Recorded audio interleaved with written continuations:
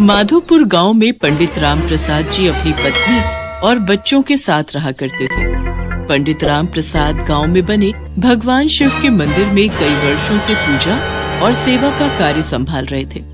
वो शिव मंदिर की बहुत सेवा किया करते थे। पूजा के समय पंडित जी का एक स्वभाव था, जब भी वो पूजा की तैयारी करते थे तो वे भगवान शिव के लिए एक अलग आसन लगाते थे और उसके सामने एक त्रिशूल और डमरू स्थापित करके पूजा शुरू करते थे। ये राम प्रसाद पंडित जी का नियम था। मंदिर में आने जाने वाले भक्त भी इस विषय में आपस में बात किया करते थे।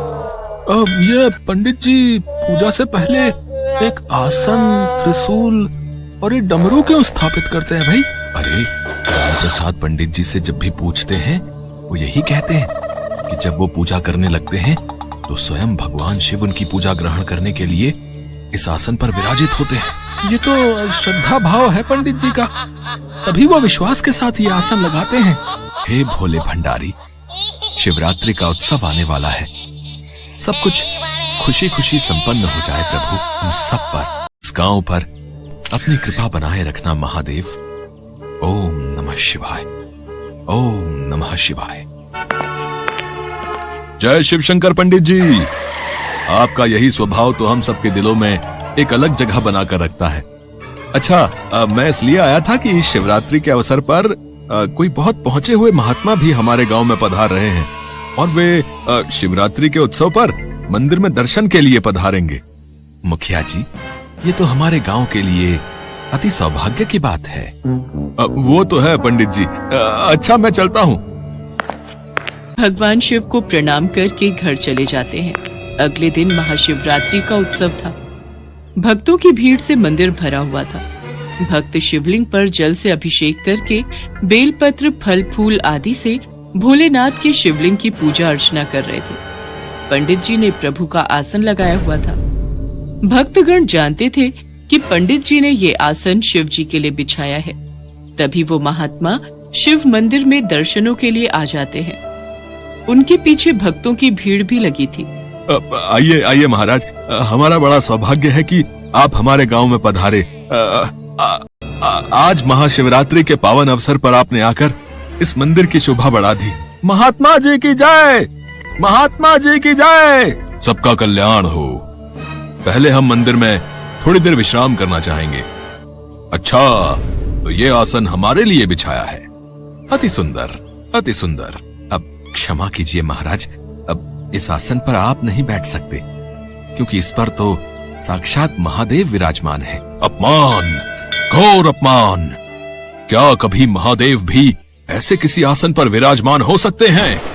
असंभव। विश्वास पर तो दुनिया कायम है महात्मा जी, और मेरा विश्वास है कि भगवान शिव सदैव मेरे द्वारा लगाए इस आसन पर बैठते हैं। अच्छा, कैलाश पर रहने वाले महादेव इतने मंदिरों को छोड़कर, इतने पूजा पाठ करने वाले पंडितों को छोड़कर यहाँ तुम्हारे आसन पर आकर बैठ गए, तो और संसार के बाकी भक्त तो पूजा व्यर्थ में ही कर रहे हैं। अच्छा, तुम्हें लगता है कि सचमुच महादेव इस आसन पर आकर बैठते हैं, तो क्या तुम्हारे पास इसका कोई प्रमाण है? महात्मा जी, भगवान में आस्था और विश्वास ही हमारी पूजा को सफल बनाता है। इधर उधर की बातें मत करो पंडित जी, मुझे प्रमाण दो।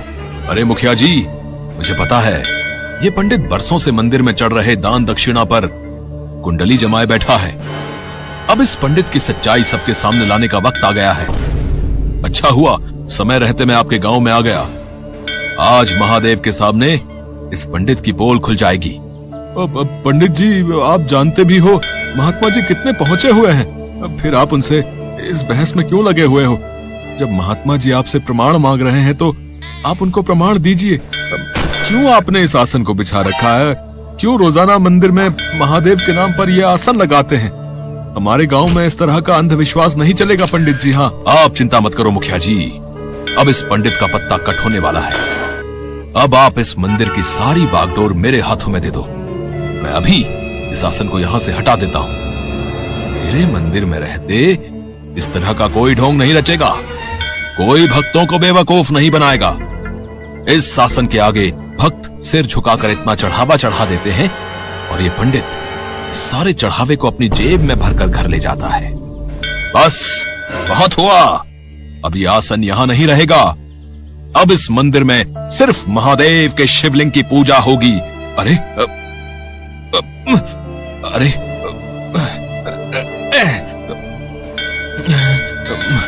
अरे ये आसन यहां से हिल क्यों नहीं रहा?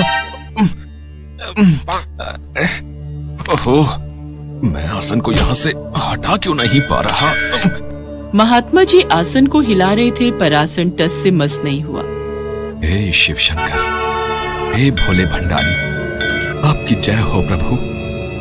मेरे विश्वास की जीत हुई, मेरी पूजा का फल मुझे मिल गया मेरे भोले